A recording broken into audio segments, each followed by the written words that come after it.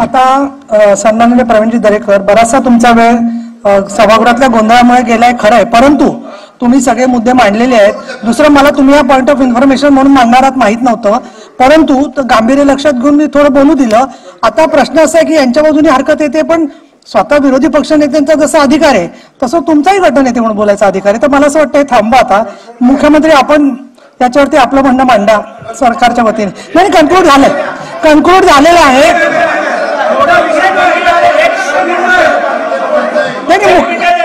मुख्यमंत्र्यांच्या नंतर बोला ना तुम्ही. नाही, सीएम साहेब बोला. तुम्ही खूप बोलला, तुम्ही 289 मध्ये बोलला, प्रत्येक विषय बोलून झालेला. अरे सरकारचं ऐकायचंच नाही असं विरोधी पक्ष नसतो, सरकारचं पण ऐकलं पाहिजे तुम्ही. नाही ठीक आहे. नाही, विरोधी पक्षनेते महोदय, सकाळपासून आपलं सगळं सहकार्याने काम चाललेलं आहे. अशा वेळेला तुम्ही सुद्धा सहकार्य केलं पाहिजे. त्यांचं त्यांना म्हणणं आणि की सरकारची घोषणा करायला अधिकार आहे ना, त्याच्यावरती तुम्ही असं प्रत्येक ठिकाणी अडवताय, बहिष्कार टाकताय, दुसऱ्याला कामकाजच करू देत नाही, असं बरोबर नाहीये. त्याच्यामध्ये काय एक मुद्दा तुमचा एक मुद्दा फार भयंकर असतो. नाही काय नाही, शेवटी बोला, शेवटी देते काय. पण असं नसतं, तुम्ही सरकारच्या वतीने उत्तर देता का? सरकारच्या वतीने उत्तर देता तुम्ही? नाही. विरोधी पक्ष नेत्यांनी सरकारच्या मुद्द्यावरती सरकारने उत्तर दिलं पाहिजे. तुम्ही कसं त्याच्यावरती बोलणार? मी याच्यावर चर्चेला परवानगी दिलेली नाहीये. मी याच्यावर चर्चेला परवानगी देत नाहीये. मुख्यमंत्री अहो चर्चाच होत नाही आहे, सरकार थांबवतात तरी तेच बोलायची होते. खूप वेळा कन्क्लूड झाला आता. अहो पण महाराष्ट्राच्या मुख्यमंत्र्यांनी घोषणा महत्वाची आहे ना, तर तुम्ही परत बोलत राहू देणार? बोला आता. मग मी 1:30 वाजेपर्यंत तहकूब करून टाकणार. ठीक आहे, बोला आता. परत गोंधळ होऊ दे ना, मी पुरवणी मागण्याची चर्चा. सभापती महोदय, विषय छोटा नाहीये. सभापती महोदय, थोडक्यात बोला. चला, या आंदोलनाच्या मागे राहून जर कोण महाराष्ट्र पेटवायला निघाला असेल तर त्या ठिकाणी आम्ही मांडायचं नाही का? सभापती महोदय, 2 मागण्या शेवटच्या आहेत. या सर्व प्रकरणाची त्या ठिकाणी राजेश टोपेवर रोहित पवार होते, खडी वगैरे, यासाठी आता 2च. सभापती महोदय, आपल्याला उत्तर पाहिजे. सभापती महोदय, या ठिकाणी आंदोलनाचा सगळा खर्च शरद पवारांनी केला आहे, कालांतराने सत्य येईल. हे सभापती महोदय, नाही त्याची चौकशी झाली पाहिजे. हो शिंदे साहेब, माझ्याकडे बघून बोला, तुम्ही तिकडे त्यांच्याशी बोलू नका. सभापती महोदय, नारायण राणेंवर जर त्या ठिकाणी कारवाई होत असेल, अटक होत असेल, तर जरांगे DCM वर आमच्या ज्या भाषेत बोललाय त्याची चौकशी करून मुख्यमंत्री महोदयांनी समाज म्हणून पाठराखण केली. बाबा समाजाचा प्रश्न आहे, पण शेवटी मुख्यमंत्र्यांवर पण घसरले. हे काय सरकारला वेठीस धरणार का? त्या चौकशी, सगळ्या वक्तव्याची चौकशी करून कारवाई करणार आहात का? हा आपल्या माध्यमातून माझं सरकार आहे. मला बोलायला दिलं, धन्यवाद. बोला दानवे साहेब, फक्त त्यांनीच बोला, बाकीच्यांनी ओरडायचं नाही. मध्ये शांत राहा. सभापती महोदय, नाही बसून ओरडायचं नाही, शांत राहा. खरं तर पॉइंट ऑफ इन्फॉर्मेशन मध्ये कठोर निर्णय घेणं भाग पडतात. सभापती महोदय, तुम्ही मला एवढा वेळ 289 ला दिला नाही, एवढा वेळ भारतीय जनता पक्षाच्या गटनेत्याला दिला. खरं तर हा अन्याय, खरं तर हा अन्याय. किती वेळ द्यायचा ते मी ठरवत असते. खरं तर हा अन्याय दिलेला आहे. पण माझा या विषयातला मुद्दा असा आहे, मनोज जरांगे पाटलांनी आरोप स्पेसिफिक उपमुख्यमंत्री देवेंद्रजी फडणवीस यांच्यावर केलेले आहेत. परंतु मागचं सगळं 2, 4, 6 महिन्याचं आंदोलन बघितलं तर त्यांनी मान्य मुख्यमंत्र्यावर कधी आरोप केले नाही, मान्य उपमुख्यमंत्र्यावर कधी आरोप केले नाही. सभापती मला बोलू द्या. सभापती महोदय, त्यांनी सगळे नाव घेतलं, मला बोलू द्या. तुम्ही 1 मिनिटात संपवा. आणि मग त्यांनी विषय कसा करता तुम्ही? मुख्यमंत्र्यावर आरोप केलेले नाही, उपमुख्यमंत्र्यावर, दुसऱ्या उपमुख्यमंत्र्यावर आरोप केले नाही, तर स्पेसिफिक देवेंद्रजी फडणवीस यांच्यावरच का आरोप केले? तर आमचंही म्हणणं त्याची चौकशी व्हावी. आम्ही कुठे नाही म्हणतोय, याची चौकशी झालीच पाहिजे. कारण आजही त्यांच्या बोलण्यातून असं वाटतं की मान्य मुख्यमंत्र्यावर मनोज जरांगे पाटलांचा आजही विश्वास आहे, कमी जास्त असू शकतो, पण देवेंद्र फडणवीस साहेबांवर त्यांचा विश्वास नाही. आणि याच्यात जातीयवाद निर्माण करणं, आणखी काय तुम्ही बोलले मला लक्षात नाही. ते काहीतरी बोलले तुम्ही, मी काय बोलत नाही, मी जातीयवादाचं काही बोलत नाही. परंतु त्यांच्याविषयी बोलले तर त्याची चौकशी व्हावी, आमची पण मागणी आहे ना, आम्ही कुठे नाही मागणी करत आहे. आणि म्हणून मी तर म्हणतो सगळे ज्यांचं नाव त्यांनी घेतलं सगळ्यांचे कॉल चेक करा, कोणाकोणाचे फोन आले, त्यांचे जे सहकारी आता इकडे तिकडे जातात ते कोणाकोणाला भेटले, त्यांनी कोणाकोणाला फोन केले याची चौकशी होते. SITची कार्यकक्षा जरा मोठी करा. ते जे त्यांनी छोट्या छोट्या लोकांचं, कारण मनोज जरांगे पाटलाच्या आंदोलनाचा आदर करावा लागेल, मागणीचा विषय वेगळा, पण मनोज जरांगे पाटलाच्या आंदोलनाला जर भारतीय जनता पार्टी अशा पद्धतीनं जर मराठ्यांच्या विरोधात भूमिका घेत असेल तर मला आणि म्हणून मनोज जरांगे पाटलाच्या आंदोलनाच्या भूमिकाविषयी या सगळ्या भूमिका असू शकतात, पण ते आंदोलन दडपण्याचा प्रयत्न होतोय, आंदोलन दाबण्याचा प्रयत्न होतोय. सन्माननीय विरोधी पक्षनेते, तुमचं पूर्ण झालेलं 1 मिनिट झालंय तुमचं, तुम्ही भेटा. आणि तुमचं जे वाक्य आहे की भारतीय जनता पार्टी मराठ्यांच्या पाठीमागे त्यांच्या विरोधात भूमिका घेत असेल, हे वाक्य मी काढून टाकते आहे, कारण तसा त्यांचा म्हणण्याचा अर्थ नव्हता. सन्माननीय मुख्यमंत्री महोदय बोला.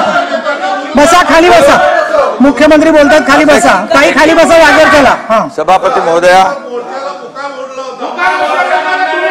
ठीक आहे, शांत बसा. आणि ते वाक्य काढून टाकले मी तुमचं. सभापती महोदया, कालच्या सभागृहात देखील यावर चर्चा झालेली आहे. खरं म्हणजे आपण मराठा समाजाला टिकणार, कायद्याच्या चौकटीत बसणार, OBC इतर समाजावर अन्याय न करता टिकणार आरक्षण देण्याचा निर्णय सरकारने घेतला होता. त्याप्रमाणे मराठा आरक्षण आपण दिलं. मराठा आरक्षण दिलं आणि मी एवढंच सांगतो की एक मताने आपण मराठा आरक्षण दिलं आणि इतर कुठल्याही समाजावर अन्याय न करता आपण ते आरक्षण दिलं. आता मी एवढंच सांगतो, आपण बैठक घेतली होती एकदा सह्याद्रीमध्ये सर्व पक्षीयांची, बरोबर ना, आणि त्या बैठकीमध्ये एक मताने आपण निर्णय घेतला होता की मराठा समाजाला न्याय मिळाला पाहिजे. मी थोडा पार्श्वभूमी जी आहे ती सांगू इच्छितो. आणि त्याप्रमाणे सर्व पक्षाचे नेते आणि आपण एक मताने ठरवलं की इतर कुठल्याही समाजाला धक्का न लावता आपण मराठा समाजाला आरक्षण द्यायचं. ते आरक्षण आपण दिलं. आता आरक्षण दिल्याबरोबर हे आरक्षण टिकणार नाही अशा प्रकारची चर्चा बाहेर सुरू केली. खरं म्हणजे दुर्दैवी आहे. जर आपण, आणि यामध्ये आरक्षण टिकणार नाही याची कारणं आहेत कोणाकडे, तर कारणं नाहीत, पण आरक्षण टिकणार नाही. माझं सभापती महोदया या सभागृहाला देखील सांगणं आहे की गेले अनेक वर्ष मराठा समाज आरक्षणासाठी मागणी करत होता. अनेक आंदोलनं झाली, 56 मोर्चे, लाखांचे मोठे मोर्चे या मुंबईमध्ये झाले, अतिशय शांततेने झाले आणि ते मोर्चे शिस्तबद्ध पद्धतीने झाले. त्या मोर्चाची कोणी टिंगल चेष्टा केली हा विषय मी आज बोलत नाही, परंतु एवढ्या शिस्तीने मोर्चे निघालेले संपूर्ण देशाने जगाने पाहिले. आणि मराठा समाज संयमी आहे, मराठा समाज शिस्तीने वागणार आहे, अशा प्रकारचं त्यांच्या त्या मोर्चांमधून त्यांनी स्पष्ट करून दिलं.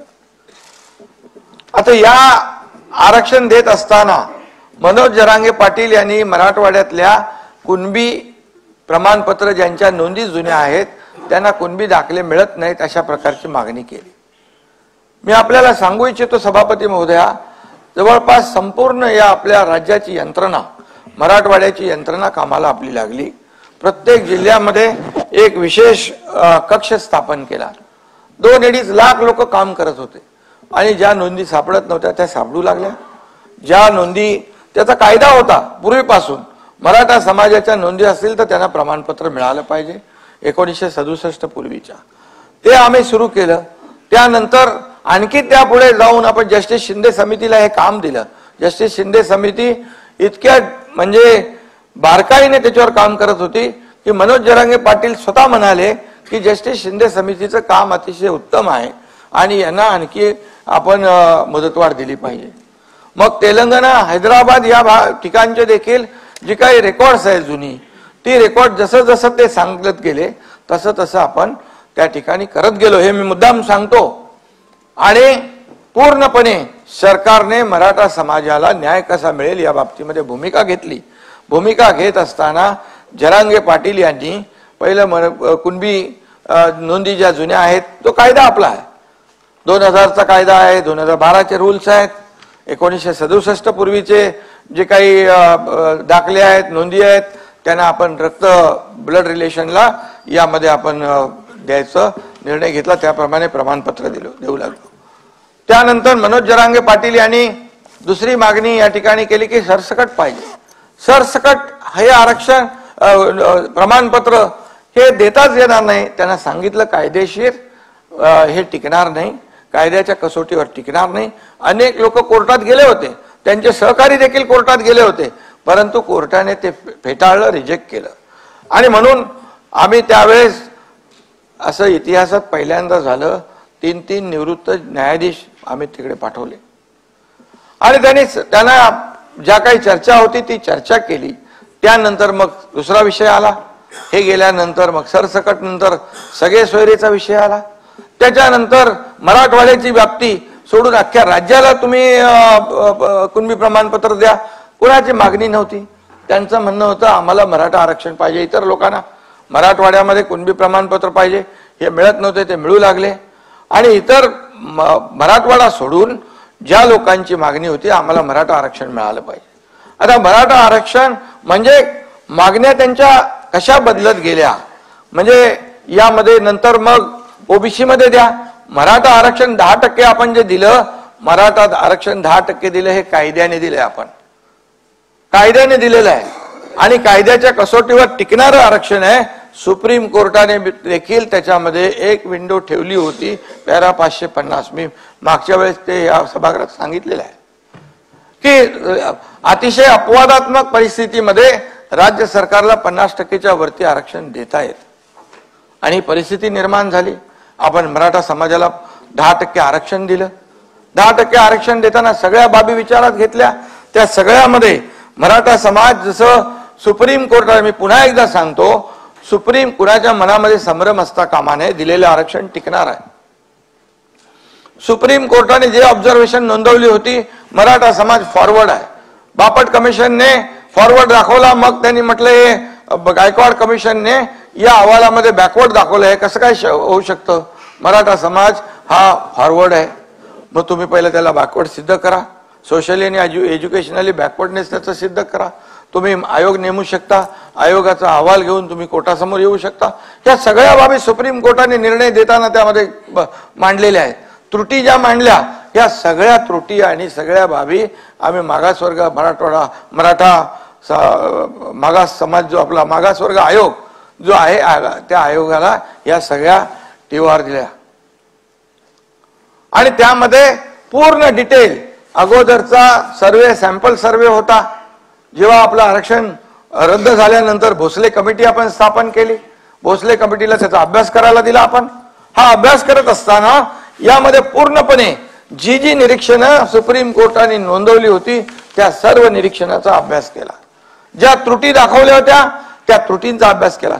मी सांगतो की यामध्ये जे आरक्षण आपण आता दिलेलं आहे याच्यामध्ये मराठा समाज सोशली आणि एज्युकेशनल कसा बॅकवर्ड आहे, त्याची माथाडी आहे, मापारी आहे, डबेवाला आहे, ऊसतोड कर्मचारी आहे, आत्महत्याग्रस्त आहे, कच्ची घरं आहेत, मोलमजुरी करणाऱ्या महिला आहेत, हे सगळं त्याच्यामध्ये घेतलेलं आहे. अल्प भूधारक आहे, लँडलेस आहे आणि ज्या आत्महत्या झाल्या त्या आत्महत्यांमध्ये देखील मराठा समाजाचं खूप मोठं प्रमाण आहे. डबेवाले, ह्या सगळ्या ज्या बाबी आहेत आपण त्याच्यावर आणल्या आणि त्याच्या टक्केवारी मी जात नाही, माझे सगळे आकडे आहेत, पण मी त्याच्यामध्ये जाऊ इच्छित नाही. पूर्णपणे हे सगळं आपण केलं आणि मराठा समाजाला आरक्षण दिलं. मला एवढंच सांगायचं आहे की इतके वर्ष मराठा समाजाला आरक्षण देण्याची काही लोकांना संधी होती, मग का दिलं नाही आरक्षण? बरं, आरक्षण आम्ही दिल्यानंतर आरक्षण टिकणार नाही हे कुठल्या मुद्द्यावर आपण म्हणता? जेव्हा तुम्हाला संधी होती त्यावेळेस शशिकांतजी, मी जे बोलतोय त्याच्यामध्ये एकही शब्द चुकीचा असेल तर तुम्ही उठून उभे राहा. आणि म्हणून मी सांगतो की मराठा समाजाला आरक्षण देण्याची संधी होती. मराठा समाज हा मागास आहे हे माहिती असताना देखील त्याला आरक्षण दिलं नाही. त्याला आरक्षणापासून वंचित ठेवलं. त्यांच्या मराठा समाजावर, त्यांच्या जीवावर अनेक नेते मोठे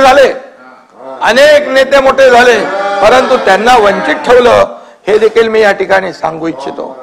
आणि हा एकनाथ शिंदे या मराठा समाजाला आरक्षण देण्यासाठी जाहीर छत्रपती शिवाजी महाराजांची शपथ घेतो. कोणी धाडस दाखवलंय मला सांगा. मी दाखवलंय. माझी भूमिका प्रामाणिक आहे आणि मी जे बोलतो ते करून दाखवतो. खोटं आश्वासन बिलकुल देणार नाही. आणि मी सांगितलं ओबीसी समाजाचं आरक्षण, इतर समाजाच्या आरक्षणाला धक्का न लावता हे आरक्षण देणार. त्याप्रमाणे आमचं सगळं काम चालू होतं आणि त्यामुळेच मी ते बोललो. आणि त्याच्यानंतर त्याच्यापूर्वी इतक्या वर्षामध्ये आता आपण जेव्हा देवेंद्रजी मुख्यमंत्री होते त्यावेळेस देखील हे मराठा समाजाला आरक्षण आपण दिलं. आम्ही होतो, चंद्रकांत दादा कमिटीत होते, आम्ही सगळ्या कमिटीमध्ये होतो. आणि त्यावेळेस देखील ते दिलेलं आरक्षण हायकोर्टमध्ये टिकवलं. सुप्रीम कोर्टामध्ये देखील जोपर्यंत सरकार होतं, मुख्यमंत्री देवेंद्रजी होते, आम्ही सगळे होतो, तोपर्यंत ते आरक्षण रद्द झालं नाही. ही वस्तुस्थिती मी सांगतोय तुम्हाला. ज्या पद्धतीने आरक्षण तिथे कोर्टामध्ये ज्या बाबी मांडायला पाहिजे होत्या, जे पुरावे द्यायला पाहिजे होते, जे ट्रान्सलेशन करायला पाहिजे होतं, ज्या बाबी कोर्टासमोर आणायला पाहिजे होता, 2008 नंतर बापट कमिशनने जे निकष लावले होते, 2008 नंतर बदललेली परिस्थिती कोर्टासमोर विशद करायला पाहिजे होती. ह्या सगळ्या गोष्टी आणि त्याचं बॅकवर्डनेस जे आहे हे पूर्णपणे कोर्टासमोर मांडण्याची आवश्यकता होती. दुर्दैवाने ते झालं नाही. मी आणि म्हणून मी एवढंच सांगतो की ते टिकलं नाही. आणि मग तेव्हा कोर्टाने निर्णय दिला, त्या निर्णयाच्या अनुषंगाने आपण या सगळ्या आणि मराठा समाजाला आरक्षण देण्याबद्दल देवेंद्रजींच्या मुख्यमंत्री पद असताना आम्ही दिलं. मग असं असताना आता हे दिलेलं आरक्षण कसं टिकलं पाहिजे, आपण सगळ्यांनी मिळून एकमताने केलेलं आहे. मग त्याच्यावर शंका निर्माण करण्याचं कारण काय? म्हणजे समाजामध्ये संभ्रम निर्माण करणे, समाजामध्ये अस्वस्थता निर्माण करणे हा हेतू आहे का कोणाचा? मग मी सांगतो की या सर्व तुमच्याकडे बोलणाऱ्यांकडे काही हे आहेत, कारण आहेत की हे कसं टिकणार नाही ते तरी सांगा, मग आम्ही त्याच्यावर उत्तर देतो. ही पुरेपूर काळजी आम्ही घेतली. याच्यामध्ये सगळं त्यात कुठल्याही कोर्टामध्ये आता कोणी चॅलेंज केलं तरी सुद्धा कोर्टाला त्याची बाजू आम्ही मांडू. आणि कोर्टाने देखील म्हटलंय की 102 प्रमाणे आपल्याकडे नव्हतं, 105 प्रमाणे आपल्याकडे अधिकार आले आणि आपल्या अधिकाराचा एक्सेप्शनल आणि एक्स्ट्रा ऑर्डिनरी सर्कमस्टन्स मध्ये आपण हा निर्णय घेऊ शकतो. हा अधिकार आपला आहे आणि आपण तो एकमताने घेतलेला असताना अशा प्रकारे आणि मराठा समाजाला आपण सारथी कोणाच्या कारकिर्दीत सुरू झाली? देवेंद्रजींच्या. अण्णासाहेब पाटील आपण सुरू केलं, त्या 10 लाखाचं 15 लाख केलं. सारथीची शिष्यवृत्ती, सारथीचे कोर्सेस वाढवले, आपण सारथीला मजबूत केलं. ज्यांना हॉस्टेल आहेत त्यांना हॉस्टेलची व्यवस्था, ज्यांना हॉस्टेल नाही त्यांना निर्वाह भत्ता वाढवून दिला सभापती महोदय. ग्रामीण भागातला आणि शहरी भागातला तो वाढवला. दादा बरोबर आहे. आपण 6,000 केले, वर्षाचे 60,000 बरोबर. आणि म्हणून आणि आपण त्याही वेळेस सांगितलं मराठा समाजाला ओबीसी प्रमाणे सगळे सवलती मिळतील. आणि हे सगळं करत असताना आज आणि अधिसंख्य पद जे मराठा समाजाला जे आरक्षण रद्द झालं ज्यावेळेस सुप्रीम कोर्टात, आणि या दरम्यान ज्यांचं सिलेक्शन झालं होतं जवळपास 4,500 ते 5,000 लोक, कोणी त्यांना हात लावत नव्हतं. मी सांगितलं मी फेस करेन, त्यांना नियुक्त्या द्या. 5,000 लोक तिथं काम करतायत. त्याचबरोबर मॅट मध्ये काही 500 लोक गेले, एमपीएससी आणि इतर लोक मॅट मध्ये गेल्यानंतर हायकोर्टामध्ये एजी आणि आपल्या सर्व वकिलांना सांगितलं यांची बाजू लावून धरा. त्यांना देखील हायकोर्टाने त्यांच्या बाजूने निकाल दिला. ते 500 लोक कामाला लागले. हे प्रामाणिकपणे आपण केले, सरकारने प्रामाणिकपणे करत असताना या ठिकाणी अशा प्रकारचं बघा, मनोज जरांगे पाटील हा प्रामाणिकपणे मराठा समाजासाठी आंदोलन करत होता. त्याची राजकीय काही पार्श्वभूमी नव्हती. मी स्वतः गेलो तिथे, स्वतः गेलो, एकदा नाही 2 वेळा गेलो. कुठला मुख्यमंत्री जातो, आपला सगळं प्रोटोकॉल बाजूला ठेवला, सगळे एवढ्या मोठ्या मॉब मध्ये मी गेलो स्वतः. शशिकांत शिंदे तिकडे होते. एवढ्या सगळ्या मॉब मध्ये असताना देखील मी तिकडे गेलो आणि हे केल्यानंतर आज ज्या वेळेस मनोज जरांगे पाटील यांच्याशी आम्हाला काही त्यांचं देणं घेणं नाही, परंतु ज्या पद्धतीने सरकारने केलेलं काम मराठा समाजासाठी ते ऍक्सेप्ट करायच्या ऐवजी सरकारवर टीका करणं, त्याचबरोबर मला देखील मुख्यमंत्री म्हणून मला देखील माझी पण सगळे काय काढायची ती काढली, उपमुख्यमंत्री सगळे मंत्री. अरे असं कधी होतं काय, असं कधी चालतं काय? सरकार म्हणून आम्ही निर्णय घेणारे लोक, विरोधी पक्षाला सोबत विश्वासात घेऊन आम्ही निर्णय घेतला आणि तो निर्णय घेत असताना मग एकेरी पद्धतीने बोलणं आणि त्यानंतर या सगळ्या गोष्टीचा कहर केला की देवेंद्रजींना अगदी खालच्या पातळीवर त्यांच्यावर आरोप केला की त्यांना विष देऊन मारणार आहेत. आणि हे म्हणजे जेव्हा अशा प्रकारचं वक्तव्य त्यांच्याकडून होऊ लागलं, मी प्रेस कॉन्फरन्स मध्ये देखील म्हणालो की ही भाषा जी आहे कार्यकर्त्याची नाही, ही भाषा राजकीय भाषा आहे आणि त्याच्या मागे कोण आहे? खरं म्हणजे आज आपलं हे महाराष्ट्र एक पुरोगामी महाराष्ट्र आहे. सगळ्या जातीपाती इथे एकत्र राहतात, एकत्र नांदतात, एकत्र काम करतात आणि जातीमध्ये भांडणं लावण्याचं काम कुणालाही करता येणार नाही. आणि आम्हाला कळलं ते, त्यामुळे आम्ही ओबीसी बांधवांना देखील सांगितलं तुम्ही तुमच्यावर कुठलाही अन्याय होणार नाही, सरकारवर विश्वास ठेवा. एकनाथ शिंदे आणि आमचं सरकार कुठल्याही परिस्थितीत खोटं बोलून कोणालाही फसवणार नाही आणि काम काढण्यापुरतं पुढे टाळण्यापुरतं कुठलाही निर्णय सरकार घेणार नाही, हे स्पष्टपणे आम्ही सांगितलं. नोटिफिकेशनचा विषय पण आपल्या समोर आहे. नोटिफिकेशनवर 6 लाख आक्षेप आले आणि कुठल्याही कायद्याच्या बाहेर जाऊन सरकार कुणाला तरी खुश करण्यासाठी आम्ही कुठलंही असं खोटं आश्वासन देणार नाही, हे मी स्पष्टपणे अनेक वेळा सांगितलेलं आहे. आणि म्हणून कुणबी प्रमाणपत्र ज्यांना पाहिजेत, ज्यांच्या नोंदी आहेत त्यांना कुणबी प्रमाणपत्र मिळत आहेत. आज मराठा समाजाला आरक्षण 10% आपण दिलेलं आहे. हे 10% आरक्षणाचा लाभ देखील या मराठा समाजाला मिळणार आहे. आणि म्हणून अशा प्रकारे याच्यावर कोणी आपले प्रवीण दरेकर बोलले असतील, आणखी कोणी बोलले असतील, आपणही बोलला असाल, याच्यामध्ये काही लोकांनी हे मीडियावर सोशल मीडियावर चर्चा केली, जे मनोज जरांगे पाटील सोबत काम करणारे होते, त्याच्यामुळे ही सगळी चर्चा झाली. आणि मग चर्चा झाल्यानंतर रात्री कोण गेलं, सकाळी कोण गेलं, नेहमी कोण तिकडे जातो, ह्या सगळ्या गोष्टी लपत नाहीत. त्या कुठल्याही गोष्टी लपत नाहीत. दगडफेक झाली त्यावेळचा देखील पूर्णपणे अहवाल पोलिसांकडे साईडीकडे आहे. कोणी दगड जमा केली, कोणी दगड मारायला लावली, ह्या सगळ्या गोष्टी काय लपतात का? आतापर्यंत बिलकुल सरकार पूर्णपणे एक सहानुभूती, एक मराठा संयम ठेवला होता. अरे जाळपोळ करायला लागले, आमदारांचं घर जाळायला लागले, त्याच्या घरात फॅमिली असताना एसट्या जाळून टाकल्या, सगळं मालमत्ता जप्त केली. आणि मग अशा परिस्थितीमध्ये सरकारने काय करायचं? हातावर हात बांधून बसायचं? हायकोर्टाने देखील सांगितलं बाकी सर्व समाजाचं आणि महाराष्ट्रातल्या जनतेच्या जीविताचं रक्षण करायचं काम, कायदा सुव्यवस्था राखण्याचं काम सरकारचं आहे. आणि म्हणून सरकार कुठल्याही परिस्थितीमध्ये हातावर हात धरून बसू शकत नाही आणि सरकार कुठल्याही परिस्थितीमध्ये कोणावर अन्याय देखील करू शकत नाही. आज प्रामाणिकपणे आंदोलन होतं, प्रामाणिकपणे मंत्री गेले, मुख्यमंत्री गेले, सगळे अधिकारी गेले, सगळे आम्ही पाठवले. परंतु एक कुठेतरी एक माणसाने कायद्याच्या चौकटीमध्ये जे नाही बसणार त्याची मागणी करणं हे योग्य आहे का?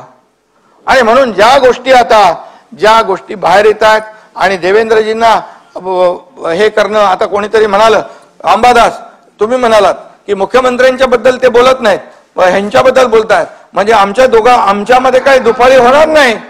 कारण माझ्याबद्दल पण बोललेला आहे तो, आणि जरी नसेल बोलला तरी सुद्धा सरकार म्हणून आमची कलेक्टिव्ह जिम्मेदारी आहे, कलेक्टिव्ह जबाबदारी आहे.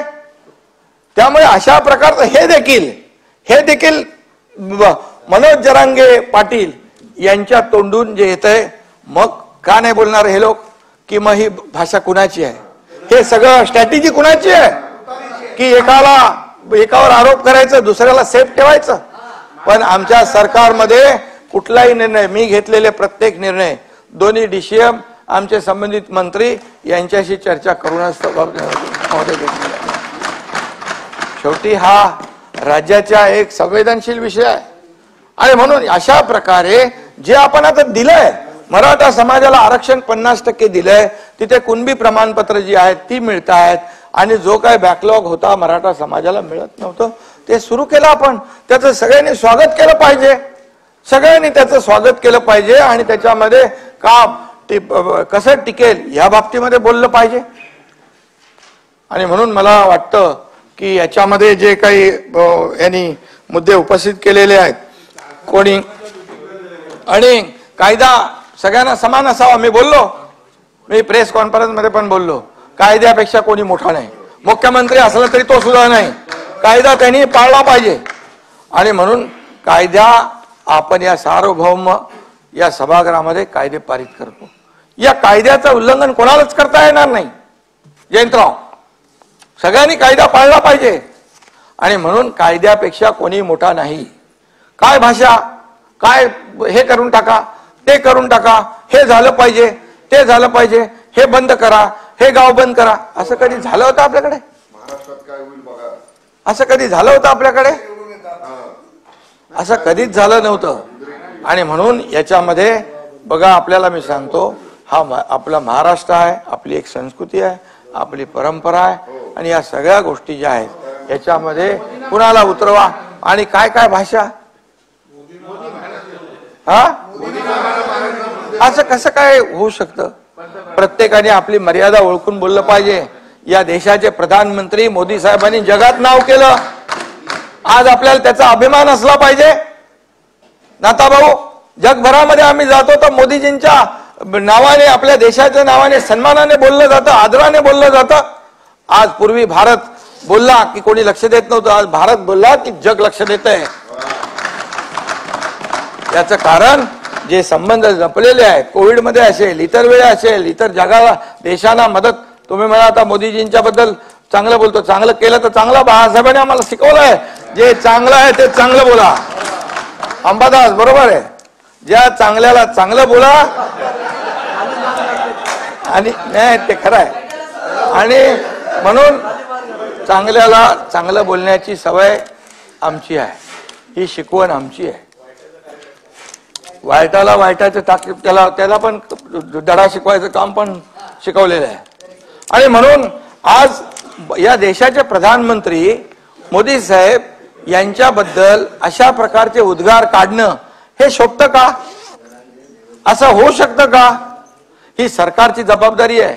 आणि म्हणून एका मर्यादेपर्यंत आपण टॉलरेट करू शकतो. एका मर्यादेच्या नंतर जेव्हा वाटलं या पाठवून यांच्या स्टेटमेंटला, बोलण्याला, भाषेला काहीतरी वेगळा राजकीय वास येतोय, त्यावेळेस मग मी पण बोललो की कायद्यापेक्षा कोणी मोठा नाही. कायदा हातात घेण्याचा अधिकार कोणालाही नाही आणि कायदा कोणी हातात घेऊ शकत नाही. शेवटी मला मुख्यमंत्री म्हणून इतर सगळे समाज जे आहेत त्यांची जबाबदारी आपली आहे. उद्या शशिकांत शिंदेच्या गाड्या अडवल्या आणि फोडल्या तर चालेल? नाही चालणार. तुम्हाला तुमच्या मागे सरकार उभं राहील. तुमच्यावर जरी झालं तरी आज सरकार तुमच्या पाठीशी उभं राहील. आणि मी सांगतो पुन्हा एकदा, जे मी जाहीरपणे शपथ घेतली तिथं मराठा समाजाच्या ऐवजी दुसरा कुठलाही समाज असता तर त्यासाठी देखील या एकनाथ शिंदेने ती शपथ घेतली असती. सगळ्यांना घेऊन सोबत आपल्याला हे राज्य पुढे न्यायचंय. राज्याचा विकास सुरू आहे. आणि म्हणून आज जे काही इथे चर्चा झाली, आता नारायण राणेंना एक झालं ना, आपण साक्षीदार होतो सगळे. ते तर केंद्रीय मंत्री होते, ताटावरनं उठवलं. एवढी घाई का होती? ताटावरून जेवताना उठवलं, एवढा काय गुन्हा होता? हनुमान चालीस वाजवला, ते हनुमान चालीस देशद्रोही गुन्हा दाखवून त्या खासदार महिला भगिनीला जेलमध्ये टाकून दिलं. 12 दिवस का 14 दिवस. कंगना रनावतला 80 लाख रुपये दिले, महापालिकेचे खर्च केले आणि ते घर तोडायला लावलं. तुमचा पत्रकार लोक किती लोक आहेत, किती अनाथा भाऊ त्यावेळेस झालं, पण आम्ही काही केलं नाही. आम्ही सूडबुद्धीने वागलो नाही. आणि म्हणून आता माझं एवढं म्हणणं आहे की जे काय आहे ही वस्तुस्थिती जी आहे ही समोर आली पाहिजे. चौकशी त्याची आपण मागणी केलेली आहे. त्या बाबतीमध्ये जे जे काही आता मी डिटेल त्याच्यात बोलत नाही. SIT आपण त्याच्यामध्ये नेमू आणि SITच्या माध्यमातून जे जे काय आहे ते सत्य जे आहे ते सत्य बाहेर येईल, त्याची चौकशी होईल आणि दूध का दूध पाणी का पाणी व्हायला पाहिजे. परंतु मी एवढं सांगतो, कोणालाही यामध्ये सूडबुद्धीने आकस्पोटी कुठलीही कारवाई कोणावर केली जाणार नाही. परंतु विरोधी पक्षाने देखील या मराठा आरक्षणामध्ये कुठपर्यंत आपण सहकार्याची भूमिका किंवा विरोधाची भूमिका किंवा राजकारणाची भूमिका घ्यावी हे ठरवलं पाहिजे. कारण हे आपण एकमताने निर्णय घेतलेला आहे, हे मी पुन्हा एकदा आपल्याला सांगू इच्छितो. आणि म्हणून माझी सगळ्यांना विनंती आहे की यामध्ये ज्या पद्धतीने कुणी माणूस असेल तो खालच्या पातळीवर बोलू लागला, जर एकेरी भाषेत बोलू लागला, खोटे नाटे आरोप करू लागला, तर त्याला बिलकुल पाठीशी कोणी घालता कामा नये. आणि म्हणून ज्या देवेंद्र फडणवीसांनी जे आरक्षण पूर्वी दिलं होतं ते मराठा समाजाच्या हितासाठी दिलं होतं, मराठा समाजाच्या ते विरोधात नाहीत. आणि म्हणून मराठा समाजाच्या विरोधात ते कसे आहेत हे दाखवण्याचा केविलवाना प्रयत्न कुणी करू नये. या महाराष्ट्रातली जनता सुज्ञ आहे आणि सरकार म्हणून आम्ही एकत्र बसून हा निर्णय घेतलेला आहे. त्यामुळे माझी सगळ्यांना विनंती, याच्यामध्ये राजकारण कृपया न आणता एकमताने केलं ना. अरे भाई, एकमताने केलं, एकमताने केल्यानंतर बोलू लागले हे टिकणार नाही. हे कसं टिकणार? हे टिकणार नाही. अरे का टिकणार नाही त्याचे कारण द्या. का टिकणार ते आम्ही सांगतो. आज सगळं पूर्ण आम्ही दिलेलं आहे. त्याच्यामध्ये 2.5 कोटी लोकांचा सर्वे केलेला आहे, एक्सटेन्सिव्ह केला आहे, सॅम्पल नाही, डिटेल मध्ये भाई केलाय. 4 लाख लोक काम करत होते डे नाईट. आणि म्हणून कधीच झालं नव्हतं अशा पद्धतीने ते आपण केलं. त्यामुळे याचं स्वागत केलं पाहिजे, समाधान मानलं पाहिजे. हे असं आरोप प्रत्यारोप करून राजकीय भाष्य करून कुणालाही काही साधता येणार नाही. उलट मराठा समाजासाठी जे सरकारने केलंय, मराठा समाजाला पूर्ण त्याची जाणीव आहे. आणि म्हणून माझी आपल्या सगळ्यांना विनंती आहे, या कृपया राजकारण करता कामा नये. धन्यवाद.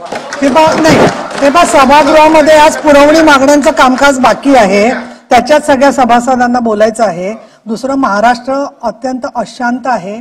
20 तारखेला आपलं एकमताने आपण कायदा पास केला. त्याच्यानंतर अनेक नागरिकांची अपेक्षा होती, विशेषतः 10वी 12वीच्या परीक्षा चालू आहेत, अशा वेळेला अपेक्षा होती की महाराष्ट्र शांत राहील. अशा वेळेला आजच्या घडीला आपण भरपूर चर्चा केलेली आहे, त्याच्यावरती सरकारने चौकशी नेमलेली आहे. आता कृपा करून माझी सभागृहाला विनंती आहे की परत वातावरण गढूळ होईल, परत जाता जाता आरोप कळत न कळत जातील, असं काही बोलू नका. आपण पुरवणी मागण्यांकडे जाऊया. पूरक मागण्यांवरील चर्चेचा आजचा पहिला व शेवटचा दिवस आहे.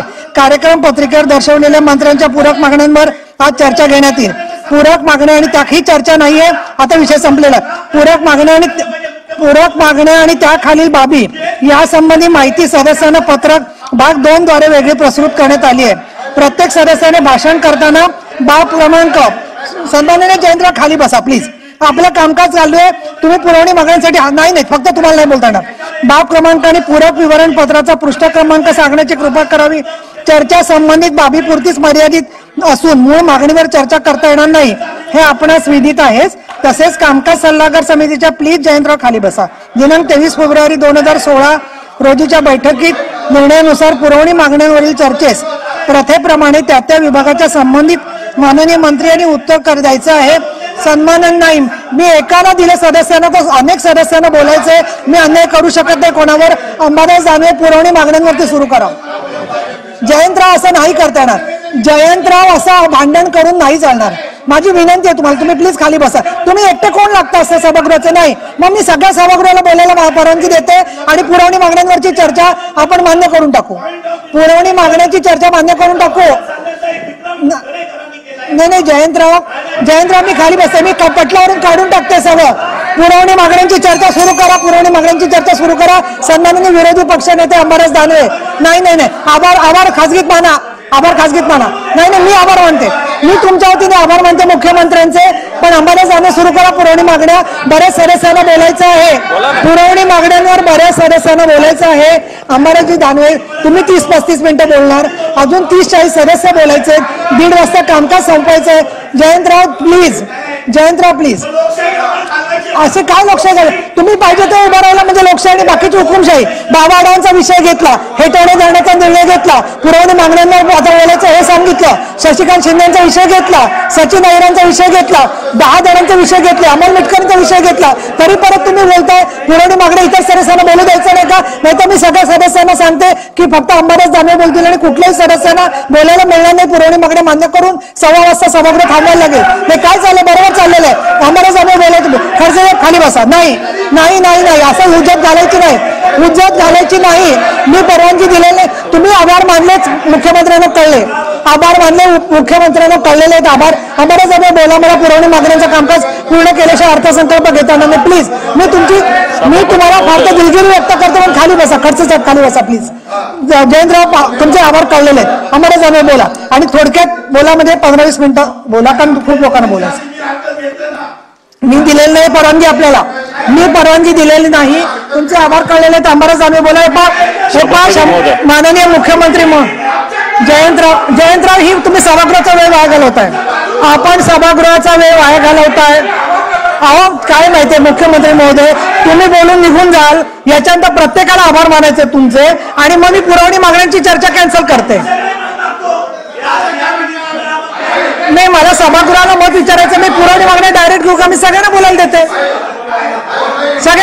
असं नाही. असं प्रत्येक वेळेला ते उज्जत जातात. सकाळपासून 5 वेळा बोललेले आहेत ते. नाही जयंतराव खाली बसा प्लीज. मी पुरवणी मागण्यांचं कॅन्सल करू का? पुरवणी मागण्या कॅन्सल करू. सगळ्या मान्य करून टाकू पुरवणी मागण्या. नाही मग म्हणून मी चर्चा करायला देते तर ते बोला ना. हे पहा मी चर्चा करायला देते. त्यांची हरकत जी आहे ना तर ते आभार मानायचे त्यांना. पण त्याच्यासाठी काय माहितीये का, ते म्हणतील तर बोललं पाहिजे. तुम्ही म्हणाल तेव्हा बोललं पाहिजे. ही त्यांची लोकशाहीची व्याख्या आहे. असं आहे. हे आतापर्यंत 22 वर्ष मी तेच बघते. नाही मग विरोधी पक्षनेत्यांना का नाही द्यायचं? शशिकांत शिंदेना का नाही द्यायचं? बाई जगतापांना का नाही द्यायचं? असं कसं काय? प्रत्येक वेळेला तुम्ही बोलून उभं राहिला आणि त्याच्यानंतर तुम्ही पाहिजे ती मनमानी कराल आणि लोकशाही चालवाल. सगळेजण आहेत. सर्वजण इकडे आहेत. सभापती महोदय तुम्ही आता एकदम बेकायदेशीर बोलताय. तुम्हाला परवानगी दिली नाहीये. तुम्हाला परवानगी दिलेली नाहीये तरी तुम्ही बोलताय आणि तुमचा हट्ट म्हणजे ती लोकशाही अशी तुमची व्याख्या आहे. असं नाहीये.